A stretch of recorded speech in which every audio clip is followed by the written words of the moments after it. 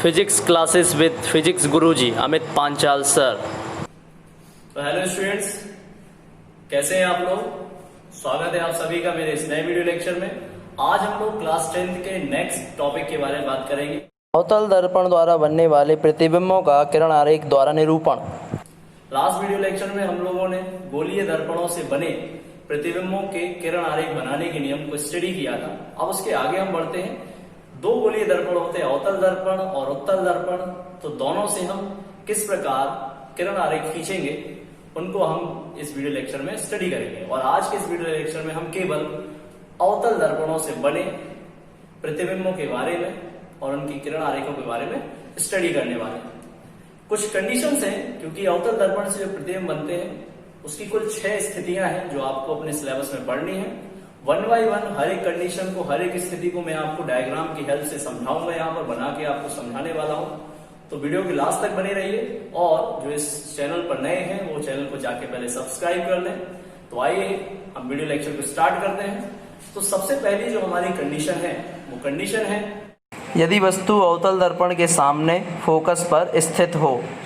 तो सबसे पहली स्थिति थी हमारी कि अगर कोई वस्तु फोकस पे रखी है, तो हम यहाँ पर एक अवतल दर्पण खींच रहे हैं। ये हमारा अवतल दर्पण हो गया, ठीक है। ये हमारी एक रेखा हो गई जिसे हम मुख अक्ष कहते हैं। ये ध्रुव हो गया, ठीक। ये हमारा फोकस हो गया, फोकस बिंदु। और ये हमारा वक्रता है। हमें कुल 2 नियम याद हो, 2 नियम और 2 किरणें, क्योंकि हमें 2 किरणों की आवश्यकता होती है किसी भी किरण आरेख को खींचने के लिए। उसका कारण है क्योंकि जब 2 परावर्तित किरणें किसी बिंदु पर मिलती है तो वहां पर उस वस्तु का प्रतिबिंब बनता है। तो कौन सी वो 2 किरणें होंगी जो हमें इस डायग्राम को बनाने के लिए, इस किरण आरेख को बनाने के लिए आवश्यक है। सबसे पहले तो कंडीशन हम याद करते हैं। कंडीशन है कि यदि वस्तु फोकस पर रखी हो। तो हमने एक तीर के द्वारा वस्तु को क्या किया, निरूपित किया, क्योंकि किसी भी वस्तु को हम एक तीर के द्वारा क्या करते हैं, निरूपित करते हैं। तो पहला नियम था, यदि कोई प्रकाश किरण मुख्य अक्ष के समांतर, मुख्य अक्ष क्या था, वक्रता केंद्र और ध्रुव को मिलाने वाली रेखा को हम क्या कहते हैं, मुख्य अक्ष। तो यदि कोई प्रकाश किरण मुख्य अक्ष के समांतर दर्पण पर क्या हो, आपतित हो। यहाँ पर हम थोड़ा स्केलिंग का इस्तेमाल कर रहे हैं, इससे डायग्राम बिल्कुल हमारा क्लियर बने। यहाँ पे मैं एक किरण को खींच रहा हूं, ठीक है। ये हमारी एक प्रकाश किरण हो गई। यदि वो कोई प्रकाश किरण मुख्य अक्ष के समांतर कहाँ गिरती है, दर्पण पर, तो वो कहां से होकर गुजर जाती है, परावर्तित होकर फोकस से होकर निकलती है, ठीक है। ये हमारी किरण क्या आ गई, वापस आ गई। मैं यहाँ पर थोड़ा स्केल का इस्तेमाल इसलिए कर रहा हूं जिससे कि हमारी किरणें हैं वो बिल्कुल सीधी बने। दूसरा नियम क्या था, यदि कोई किरण फोकस से जाए तो हम फोकस से नहीं डाल सकते। कारण क्या है, फोकस से होकर किरण को अभी इसलिए नहीं डाला जा सकता क्योंकि वस्तु फोकस पर रखी है, तो इसके लिए अभी मान्य नहीं है। तो हम तीसरा नियम था, यदि प्रकाश किरण वक्रता केंद्र से होते हुए जाए तो वह उसी मार्ग से क्या होती है, परावर्तित होकर वापस लौट आती है। तो यहाँ पर हम डालेंगे किरण को, ये हमारी प्रकाश किरण हो गई, वक्रता केंद्र से होते हुए जा रही है, ठीक। परावर्तन के पश्चात वो जिस मार्ग से आई है उसी मार्ग पर क्या होती है, वापस लौट जाती है। तो हम देखेंगे परावर्तन के पश्चात ये दोनों किरणें हैं वो लगभग क्या है, समांतर है। समांतर किरणें कहाँ मिलती हैं, अनंत पर। तो प्रतिबिंब की स्थिति क्या होगी, प्रतिबिंब की स्थिति, ये समांतर किरणें जहां पर मिलेंगी और समांतर किरणें हमेशा कहाँ मिलती हैं, अनंत पर। तो ये प्रतिबिंब होगा वो कहाँ बनेगा, अनंत पर, ठीक। उसकी प्रकृति कैसी होगी, अनंत पर बनेगा। तो अवतल दर्पण से सदैव कैसा प्रतिबिंब बनता है, एक वास्तविक प्रतिबिंब बनता है। और वास्तविक प्रतिबिंब सदैव कैसा होता है, उल्टा। वास्तविक प्रतिबिंब अगर बनेगा तो सदैव कैसा बनेगा, उल्टा। तीसरी चीज, आकार कैसा होगा, अगर अनंत पर बन रहा है प्रतिबिंब तो आकार बहुत बड़ा, बहुत बड़ा, बहुत ही बड़ा आकार होगा। तो ये हो गई हमारी पहली स्थिति। इसके बाद हम बात करेंगे अपनी दूसरी स्थिति पर। वस्तु अवतल दर्पण के सामने फोकस और ध्रुव के मध्य रखी हो। तो इस स्थिति के लिए डायग्राम हम कैसे बनाएंगे, तो आइए हम देखते हैं। सपोज करिए हमारा क्या हो गया, एक अवतल दर्पण हो गया, ठीक है। ये हमारा क्या है, ध्रुव, ठीक। ये हमारा क्या हो गया, फोकस। और ये हमने क्या मान लिया, वक्रता केंद्र, ठीक। इन बिंदुओं से आप जानते हैं ध्रुव को हम P से रिप्रेजेंट करते हैं, फोकस को F से और वक्रता केंद्र को C से। कंडीशन क्या है? सेकंड कंडीशन है, यदि कोई वस्तु अवतल दर्पण के सामने फोकस और ध्रुव के बीच में रखी हो, मध्य में रखी हो, तो हम सबसे पहले वस्तु को रखते हैं। ये हमने वस्तु यहां पर रख दी, ठीक है। अब हमको डायग्राम खींचना है, तो दो नियम हमने पढ़े हैं। क्या है? यदि कोई प्रकाश किरण मुख्य अक्ष के समांतर किसी गोलीय दर्पण पर क्या हो? आपतित हो, तो हम यहाँ पर खींच रहे हैं अपनी पहले किरण को, एक प्रकाशीय किरण जो मुख्य अक्ष के समांतर होते हुए कहां पर आपतित होती है? किसी गोलीय दर्पण पर। तो परावर्तन के पश्चात क्या होता है? वह फोकस से होकर वापस निकल जाती है। परावर्तन के पश्चात वो कहां से वापस हो जाती है? फोकस से होते हुए वापस निकल जाती है। तो आप देख सकते हैं ये जो किरण गई परावर्तन के पश्चात कहां से होकर वापस जा रही है? फोकस से होकर वापस जा रही है, ठीक। दूसरा नियम था, यदि कोई किरण फोकस से होते हुए अवतल दर्पण पर आपतित हो, यदि कोई किरण इस फोकस से होते हुए इस अवतल दर्पण पर आपतित होगी तो क्या होगा? तो देखते हैं। सबसे पहले तो हम किरण को बनाते हैं। ये फोकस हो गया, ठीक है। यहां से फोकस से होते हुए किरण जा रही है। परावर्तन के पश्चात क्या होता है? नियम कहता है परावर्तन के पश्चात वह मुख्य अक्ष के क्या होती है? समांतर। ये जो रेखा है इसको मुख्य अक्ष कहते हैं, इसके क्या हो जाएगी? समांतर। तो हम खींचते हैं इस रेखा को। परावर्तन के पश्चात क्या हो जाती है? समांतर। तो आप दोनों परावर्तित किरणों को देखें, एक परावर्तित किरण ये है और एक ये बिल्कुल फैल रही है, ये कहीं पर नहीं मिलेंगे, तो फिर प्रतिबिंब तो बन ही नहीं सकता। लेकिन यदि हम इन किरणों को थोड़ा सा पीछे बढ़ाएं तो आप देखिए ये हमारी परावर्तित किरण हो गई, इसको डॉटेड लाइन के माध्यम से पीछे की ओर खींच रहे हैं। एक और परावर्तित किरण हो गई, इसको भी थोड़ा डॉटेड लाइन करके हम पीछे की ओर खींच रहे हैं। तो इस बिंदु पर जाके ये दोनों किरणें मिल रही है। तो यहां पर एक वस्तु का कैसा प्रतिबिंब बन रहा है? दर्पण के पीछे सदैव आभासी प्रतिबिंब बनता है, क्योंकि ये बिल्कुल सीधा बना है। तो प्रतिबिंब की स्थिति क्या है? दर्पण के पीछे। दूसरा, आकार वस्तु से बड़ा प्रतिबिंब बना है, आपको दिख रहा है, वस्तु से बड़ा। अगर आप आकार देखें तो वस्तु से काफी बड़ा बना है। और प्रकृति कैसी है? प्रकृति देखें तो सीधा प्रतिबिंब कैसा बना है? सीधा। सीधा प्रतिबिंब सदैव आभासी बनता है। हमारी दूसरी स्थिति होगी। इस दूसरी स्थिति को हमने समझ लिया। अब हम बात करेंगे अपनी थर्ड कंडीशन पर या तीसरी स्थिति पर। यदि वस्तु अवतल दर्पण के सामने फोकस और वक्रता केंद्र के मध्य रखी हो, तो इसके लिए कैसे किरण आरेख हम बनाएंगे? तो सबसे पहले हम डायग्राम ड्रॉ करते हैं, ठीक है। यहां पर एक अवतल दर्पण हो गया, मान लिया हमने, ठीक। हमारा अवतल दर्पण हो गया। ये क्या हो गया? ध्रुव, जिसको हम पी से व्यक्त करते हैं। ये बिंदु हमारा क्या हो गया? फोकस। और ये बिंदु हमारा क्या हो गया? वक्रता केंद्र। वक्रता केंद्र और ध्रुव को जो रेखा मिलाते हैं उसको हम क्या कहते हैं? मुख्य अक्ष, ठीक। अब कंडीशन क्या है? कंडीशन है यदि कोई वस्तु फोकस और वक्रता केंद्र की कहां रखी हो? मध्य, ठीक है। ये हमने वस्तु रख दी। अब हमें क्या करना है? इस कंडीशन में डायग्राम को या किरण आरेख को क्या है? खींचना है। तो वही वो रहने हमारे दो नियम। सबसे पहला नियम क्या था? यदि कोई प्रकाश किरण मुख्य अक्ष के समांतर होते हुए कहां जाए? गोलीय दर्पण पर आपतित हो। तो ये यदि कोई वस्तु मुख्य अक्ष के समांतर होते हुए कहां आपतित हो? गोलीय दर्पण पर आपतित हो, तो क्या होता है? परावर्तन के पश्चात वो किरण कहां से होकर गुजरती है? फोकस से। तो ये हमारा फोकस हो गया, इसको हम निकालेंगे। परावर्तन के पश्चात वो किरण कहां से होकर गुजर जाती है? फोकस से होकर वापस लौट आती है। यदि कोई किरण मुख्य अक्ष के समांतर होते हुए अवतल दर्पण पर आपतित हो तो परावर्तन के पश्चात कहां से गुजरती है? फोकस से। उसके बाद दूसरा नियम था कि यदि कोई किरण फोकस से होते हुए जाए, ठीक, इस फोकस से होते हुए जाती है तो मुख्य अक्ष की क्या हो जाती है? परावर्तन के पश्चात समांतर। तो इसको हम ड्रॉ करते हैं। ये हमने यहां पे बनाया। यदि कोई किरण फोकस से होते हुए किसी गोलीय दर्पण पर क्या हो? आपतित हो, ठीक। तो परावर्तन के पश्चात वो क्या हो जाती है? मुख्य अक्ष के समांतर। हम खींचेंगे इस किरण को, ठीक है। अब हम देखेंगे तो ये दोनों किरणें परावर्तन के पश्चात यहां तो नहीं मिली, इनको थोड़ा हम आगे बढ़ाते हैं। आगे बढ़ाया इसको, ठीक। इस किरण को भी हमने आगे बढ़ाया।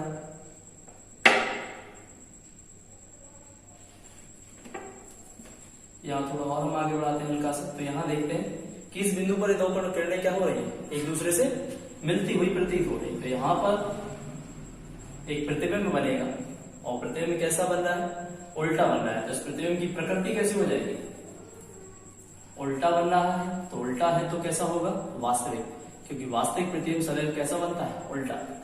दूसरी चीज आप आकार देखें तो आकार वस्तु से बड़ा है, आकार आपको डायग्राम में दिख रहा है इससे काफी बड़ा है, यानी आकार कैसा है, वस्तु से बड़ा, ठीक। और लास्ट चीज, प्रतिबिंब कहां बना है, तो प्रतिबिंब आप देखें वक्रता केंद्र से दूर, स्थिति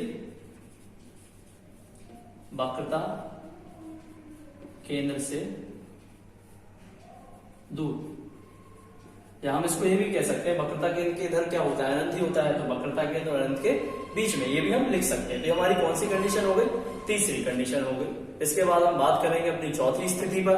यदि वस्तु अवतल दर्पण के सामने वक्रता केंद्र और अनंत के मध्य रखी हो, तो इस स्थिति में कैसे हम किरण आरेख खींचेंगे, तो आइए देखते हैं। सबसे पहले हमने क्या लिया, एक वही एक हमारा अवतल दर्पण हो गया, ठीक है, हमने मान लिया एक अवतल दर्पण है, ठीक। ये क्या हो गया, ध्रुव, जिसको हम पी से व्यक्त करते हैं। ये हमारा क्या हो गया, फोकस, और ये क्या हो गया, वक्रता केंद्र। अब हम डायग्राम को ड्रॉ करते हैं। स्थिति, तो वस्तु की स्थिति क्या है, वस्तु की स्थिति यदि कोई वस्तु वक्रता केंद्र और अनंत के मध्य रखी हो, तो हम यहाँ पर कहीं वस्तु को मान लेते हैं, ठीक है। ये हमारी वस्तु हो गई। वस्तु कहाँ रखी है, वक्रता केंद्र और अनंत के बीच। तो किरणारेख को हमें खींचना है। नियम हमें पता है, नियम क्या कहता है, सबसे पहला, यदि कोई प्रकाश किरण मुख अक्ष के समांतर होते हुए गोलीय दर्पण पर क्या हो, आपतित हो, तो हम यहाँ पर सबसे पहले समांतर किरणें खींचेंगे। ये हमारी किरण हो गई, ठीक है।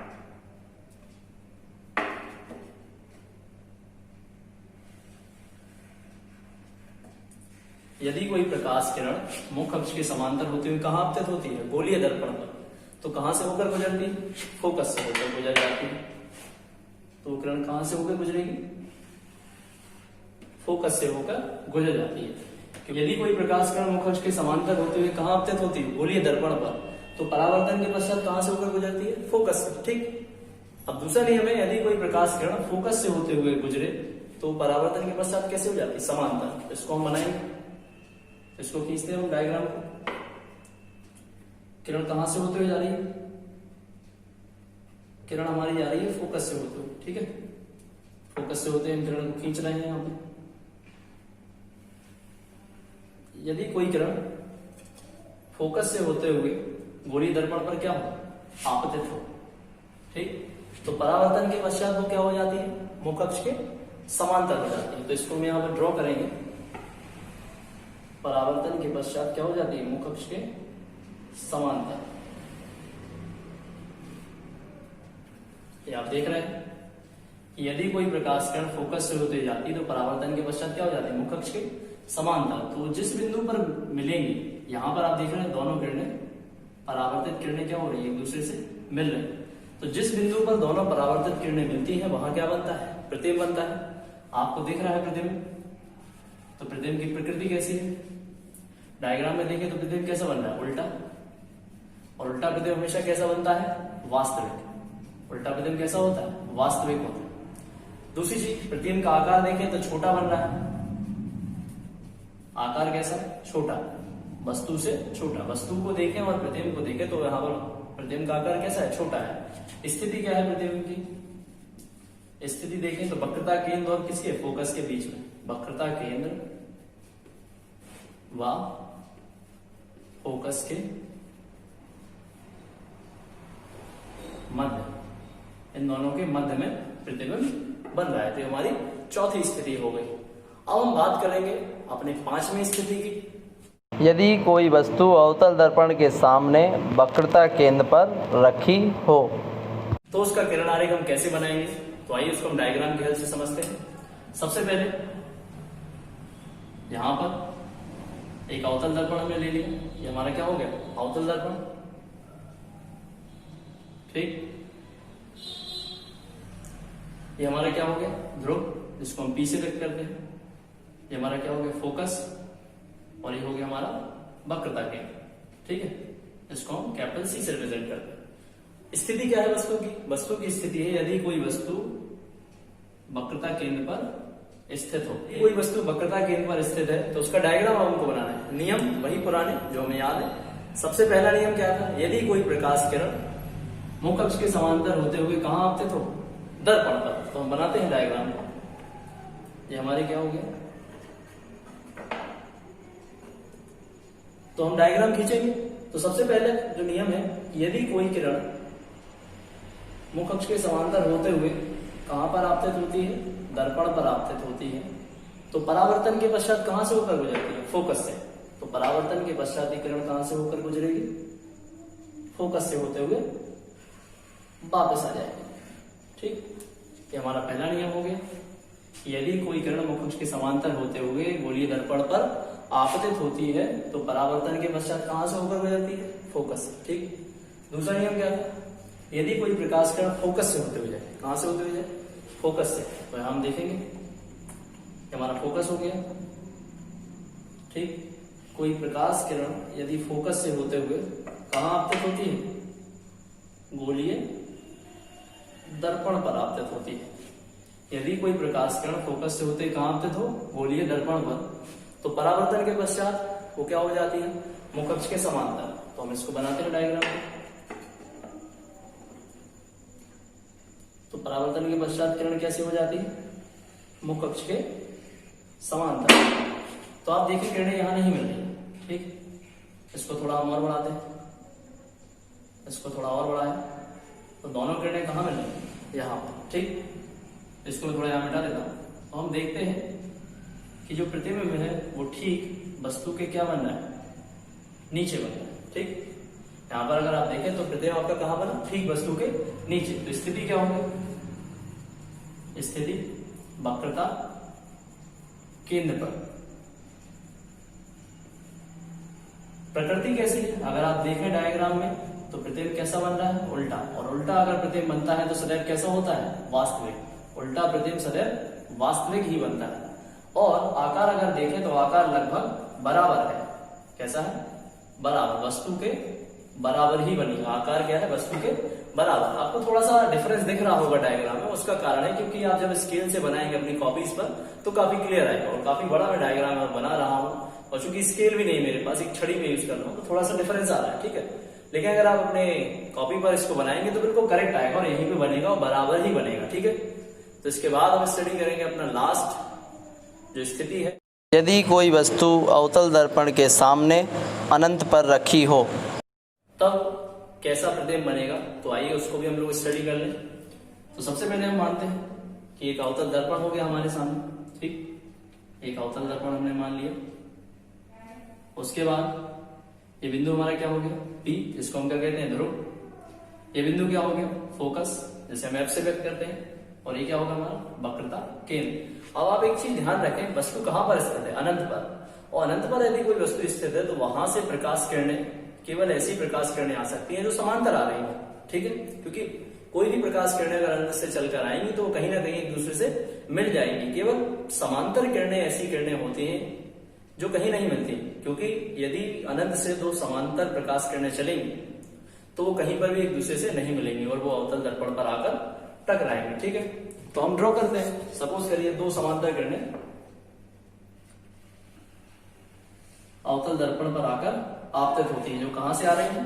अनंत से आ रही है। तो इसलिए मैं इसको डॉटेड लाइन से थोड़ा सा रिप्रेजेंट कर रहा हूं कि कहीं अनंत से आ रही है। और दोनों किरणें कैसी? समांतर है, एक नीचे भी है। ठीक, ये भी कहां से आ रही है? अनंत से। तो यदि दो किरणें मुख अक्ष के समांतर किसी गोलीय दर्पण पर आपतित होती हैं तो परावर्तन के पश्चात कहां से होकर गुजरती है? वो हमें पता है कि दोनों किरणें समांतर हैं, तो परावर्तन के पश्चात वो फोकस से होते हुए ही गुजरेंगे। ये वाली किरण भी हमारी क्या होगी? परावर्तन के पश्चात कहां से होकर गुजरेगी? फोकस से। दोनों की दोनों किरणें परावर्तन के पश्चात कहां से होकर गुजरेगी? फोकस से होकर अगर गुजरेगी तो प्रतिबिंब की स्थिति क्या हो जाएगी? फोकस पर। कारण क्या है? फोकस पर इसलिए क्योंकि परावर्तित किरणें जिस बिंदु पर मिलती हैं वहीं पर प्रतिबिंब क्या होता है? बनेगा। आकार, आकार आप देखें तो बिंदु आकार है, जो वस्तु का प्रतिबिंब बनेगा वो कैसा बनेगा, बिंदु आकार का, बहुत सूक्ष्म प्रतिबिंब बनेगा फोकस पर, ठीक। और प्रकृति कैसी होगी, प्रकृति हमें पता ही है सदैव कि अवतल दर्पण के सामने यदि कोई वस्तु रखी हो तो उसकी प्रकृति कैसी होती है, उल्टा व वास्तविक, ठीक है।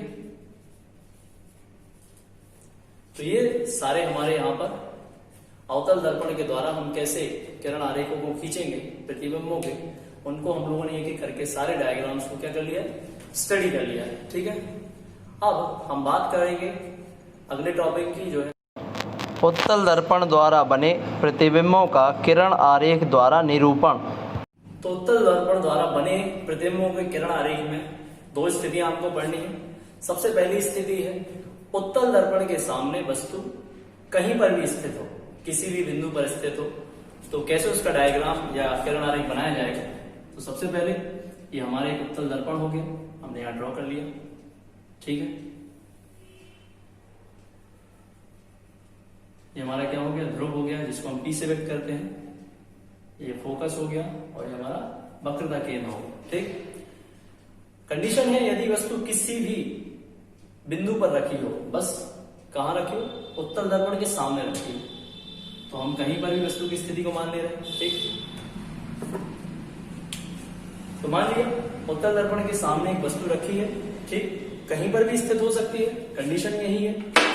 तो रूल वही है, सबसे पहला यदि कोई किरण, प्रकाश किरण मुख्य अक्ष के समांतर होते हुए कहां आपतित हो, किसी गोलीय दर्पण पर, तो अगर कोई प्रकाश किरण मुख्य अक्ष के समांतर होते हुए उत्तल दर्पण पर आपतित होती है तो परावर्तन के पश्चात वो ऐसे प्रतीत होती है जैसे कहां से आ रही है, फोकस से, तो परावर्तन होगा। तो परावर्तन के पश्चात कुछ ऐसे प्रतीत होगी जैसे वो कहां से आ रही है, फोकस से होते हुए आ रही है, ठीक है। दूसरा नियम क्या था, एक नियम हमने पढ़ा था कि यदि कोई किरण ध्रुव पर आपतित हो, यदि कोई प्रकाश किरण कहां पर आपतित हो, ध्रुव पर, ठीक है, ये हमारा ध्रुव हो गया। यदि कोई प्रकाश किरण ध्रुव पर आपतित होती है तो वह परावर्तन के पश्चात क्या करती है, परावर्तन के नियम का पालन करती है। तो जितन के पश्चात वह परावर्तन के नियम का क्या करती है, पालन करती है, ठीक है। यहाँ पर परावर्तन हुआ, तो आप देखें दोनों परावर्तित किरणें कहीं पर नहीं मिल रही, फैल रही है, नहीं मिलेंगी, तो इनको हम पीछे बढ़ाएंगे। अगर इस किरण को हम पीछे बढ़ा दें तो ये प्रकाश किरण यहाँ पे मिल जाएगी, ऐसे मिलती हुई प्रतीत होगी, वास्तव में नहीं मिलती, सिर्फ मिलती हुई हमें क्या हो रही है, प्रतीत हो रही है। और अगर मिलती हुई प्रतीत हो रही है, वास्तव में नहीं मिल रही है, यदि प्रकाश किरणें हमें केवल मिलती हुई क्या हो रही है, प्रतीत हो रही है, यहाँ पर मिलती हुई प्रतीत होती है, तो कैसा प्रतिबिंब बनता है, आभासी। तो प्रकृति कैसी हो जाएगी, आभासी। और आभासी प्रतिबिंब कैसा रहता है, सदैव आभासी प्रतिबिंब सदैव सीधा बनता है। कारण क्या है उसका, क्योंकि यदि प्रकाश किरणें वास्तव में नहीं मिलती, केवल मिलती हुई प्रतीत होती हैं, तो वहां कैसा प्रतिबिंब बन जाता है, आभासी प्रतिबिंब बनता है। और आभासी प्रतिबिंब कैसा होता है, सीधा। आकार अगर आप देखें तो बहुत छोटा बन रहा है, छोटा आकार अगर आप देखें तो वस्तु से काफी छोटा प्रतिबिंब बना, ठीक है। और स्थिति क्या है, स्थिति की अगर बात की जाए तो ध्रुव व फोकस के बीच, फोकस के मध्य में या बीच में स्थिति अगर आप देखें तो ध्रुव के और फोकस के मध्य में प्रतिबिंब बना है, ठीक है। उसके बाद हम लोग अपने अगली कंडीशन की बात करते हैं कि यदि, तो आज की लास्ट जो कंडीशन है कि यदि कोई वस्तु उत्तल दर्पण के सामने कहां रखी हो, अनंत पर स्थित है, तो उसका प्रतिबिंब कैसे बनेगा, उसका किरण आरेख कैसे बनेगा। तो आइए हम उसको देखते हैं। सबसे कंडीशन को हम किरण आरेख के माध्यम से समझेंगे। तो डायग्राम में देखते हैं, ये हमारे एक उत्तल दर्पण हो गया, ठीक है। ये बिंदु क्या हो गया हमारा, ये बिंदु हमारा ध्रुव कहलाता है, इधर ये फोकस हो गया और ये हमारा वक्रता केंद्र, ठीक है। अब कंडीशन है यदि वस्तु अनंत पर रखी हो, तो हमें पता चल गया था, अभी हमने लास्ट एक कंडीशन बताई थी अवतल दर्पण के लिए, यदि वस्तु अनंत पर रखी हो तो केवल दो किरणें ही अनंत से आ सकती हैं। वो कैसी किरणें हैं, वो किरणें होती है समांतर किरणें। समांतर किरणें तो हम ड्रॉ करते हैं, दो समांतर किरणें मान लीजिए अनंत से आ रही हैं, ठीक है। एक समांतर किरण ये हो गई और एक समांतर किरण ये हो गई, ठीक है। दो समांतर किरणें सपोज करिए अनंत से आ रही है, ठीक है। इनको डॉटेड लाइन से मैं रिप्रेजेंट कर रहा हूं, जिससे इनका कोई पीछे से अनंत से चली आ रही है। क्योंकि अनंत से केवल समांतर किरणें ही दर्पण तक आ सकती हैं। ठीक है, तो यदि किरणें समांतर मुख्य अक्ष के समांतर, ये कौन सी रेखा है, मुख्य अक्ष के समांतर होते हुए कहाँ आते थे, दर्पण पर, तो परावर्तन के पश्चात हमें ऐसी प्रतीत होती हैं कि जैसे फोकस से आ रही हैं। ठीक, इनका परावर्तन होगा।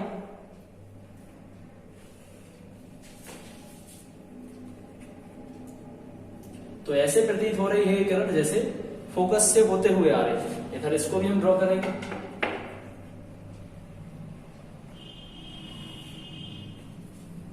ठीक है,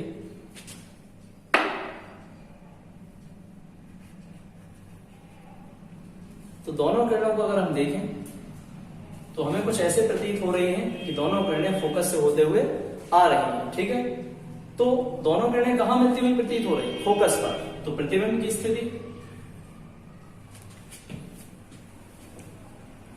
तो दोनों किरणें कहां मिलती हुई प्रतीत हो रही है, फोकस पर। तो स्थिति क्या हो जाएगी प्रतिबिंब की, फोकस पर। ये प्रतिबिंब कहां बना, फोकस पर। और कैसा प्रतिबिंब बना है, प्रकृति